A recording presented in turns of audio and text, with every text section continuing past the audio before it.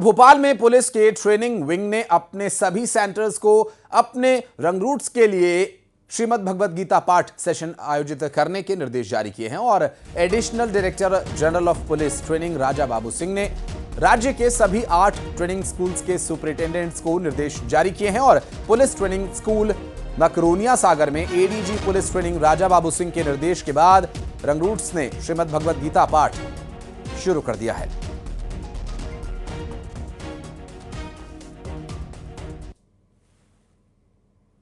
श्रीमद् भगवद गीता जो कि जीवन में अपने उद्देश्य की ओर बढ़ने का संदेश देती है। श्रीमद् भगवद गीता निष्काम कर्म की शिक्षा देती है। श्रीमद् भगवद गीता जो सभी प्रश्नों का उत्तर देती है। ऐसे श्रीमद् भगवद गीता को पुलिस के रंग रूट्स को इसकी शिक्षा दी जाएगी और इसके लिए निर्देश भी जारी किए गए। इससे पहले श्री रामचरितमानस के माध्यम से एक आदर्श रक्षक के तौर पर कैसे आपकी ड्यूटी होनी चाहिए, श्री रामचरितमानस भी यहाँ रंग रूट्स को संदेश देता नजर आया। और शिवकांत आचार्य हमारे सहयोगी इस वक्त हमारे साथ जुड़ गए, उनसे बात करेंगे। शिवकांत, ट्रेनिंग सेंटर्स में अब श्रीमद् भगवद गीता नए रंग रूट्स को आगे का मार्ग प्रशस्त करेगी। जी हाँ आशीष, बिल्कुल ये एडीजी राजा बाबू सिंह का जो आदेश है नया 3 नवंबर को जारी किया गया था। इससे पहले भी राजा बाबू सिंह ने जो है रामायण का पाठ करने का बोला था। गीता अब गीता पाठ करने का बोल रहे हैं। सभी रंग रूटों को रोज गीता पाठ पढ़ाया जाएगा जिससे वो अनुशासन सीख सके, जीवन में धैर्य सीख सके, संयम सीख सके और जो आगे चल के उनको ट्रेनिंग के बाद जब वो मैदान में आएंगे तब उनके लिए काम पड़ेगी। लेकिन जिस चीज़ की आशंका थी अब वो भी शुरू हो गई है। एडीजी राजा बाबू सिंह के इस आदेश का कांग्रेस ने कड़े शब्दों में विरोध किया है। कांग्रेस का कहना है कि जो हम आरोप लगा रहे हैं, कांग्रेस पार्टी जो लगातार आरोप लगा रही है कि जो संवैधानिक संस्थाएं हैं उन पर लगातार आघात किया जा रहा है, उन पर उनको एक किसी पर्टिकुलर विचारधारा से बांधा जा रहा है। अगर पुलिस में इस तरीके का अगर आदेश जारी होगा तो कल को अगर मुस्लिम युवक पुलिस में भर्ती होते हैं, ईसाई धर्म के युवक पुलिस में भर्ती हो है, सिख धर्म के होते हैं और अगर वो इस को पालन नहीं करते हैं तो उन पर अनुशासनहीनता का आरोप लगा दिया जाएगा। आदेश अगर देना है तो इस तरीका कहने दीजिए कि जिसको जो करना है अनुशासन अपने धर्म के अनुसार उसका पालन करे। ये पर्टिकुलर एक जो है आदेश है, ये थोपने की एक बात है। अगर मुस्लिम धर्म का युवक है तो उसको बोलिए कि वो कुरान की जो अच्छी आयतें हैं वो पढ़े। अगर ईसाई धर्म का मानने वाला है तो वो बाइबल पढ़ो और हिंदू धर्म का जो मानने वाला है आरक्षक वो उसको पढ़े। जबकि हमारी संस्कृति ऐसी है जो सर्वधर्म समभाव को मानने वाली है, सभी धर्मों को समान भाव से माने। इसमें पुलिस में आपस में एक जो है एक भेदभाव आएगा जो पुलिस के लिए कहीं ना कहीं सही नहीं है। हालांकि इसके जो हिंदू पक्ष के लोग हैं, हिंदू धर्मावलंबी हैं, जो हिंदू धर्म के लोग हैं, मानने वाले हैं, उन्होंने इस चीज़ का स्वागत किया और उन्होंने कहा सच में गीता और रामायण को पढ़ाया जाता है और पढ़ाया जाता है तो निश्चित तौर से अनुशासन सीखते हैं, नियम सीखते हैं और जीवन में वो काफ़ी काम आती है। अब देखना ये है एडीजी का ये आदेश किस हद तक जाता है और क्या फिर सच में जो नए रंग रूट है वो इसको पढ़कर, चाहे रामायण हो या गीता पढ़कर, कितना अनुशासन में अपनाते हैं, कितना जीवन में अपनाते हैं।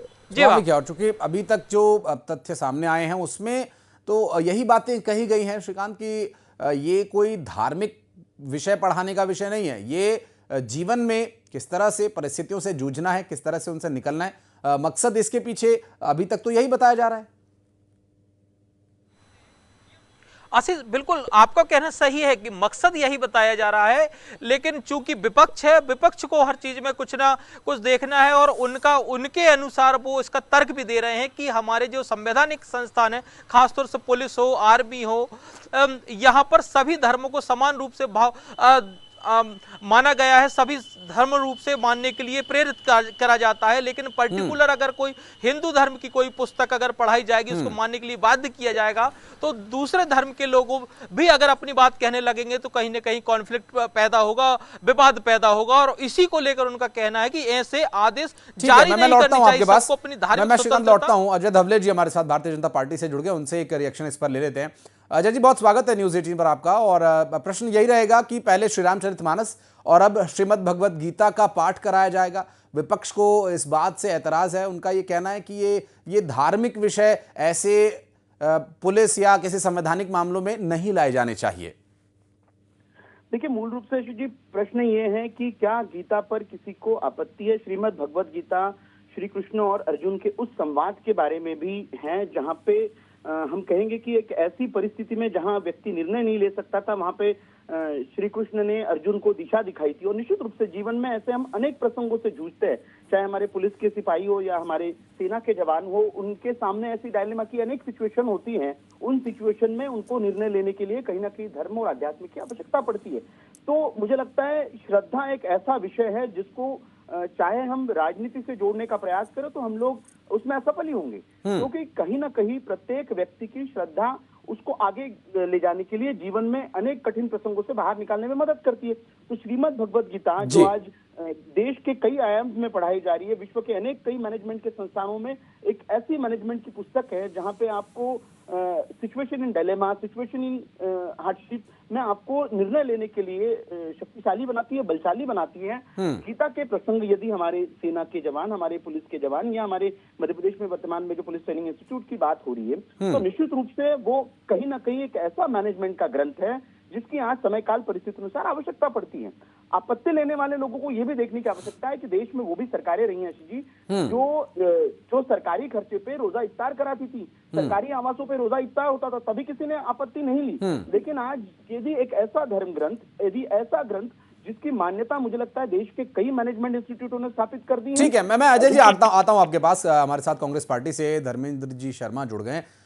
शर्मा जी, बहुत स्वागत है न्यूज़ 18 पर आपका। और मध्य प्रदेश पुलिस के जो नए रंगरूट होंगे, जो ट्रेनी होंगे, अब उन्हें श्री रामचरितमानस के साथ साथ श्रीमद् भगवत गीता का भी पाठ कराया जाएगा। क्या इस बात से कोई समस्या होनी चाहिए?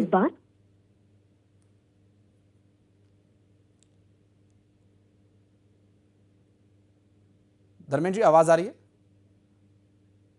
लगता है धर्मेंद्र जी तक आवाज नहीं पहुंच पा रही है। अजय जी हमारे साथ लगातार जुड़े हुए हैं। अजय जी, धर्मेंद्र जी को आवाज नहीं मिल पा रही है।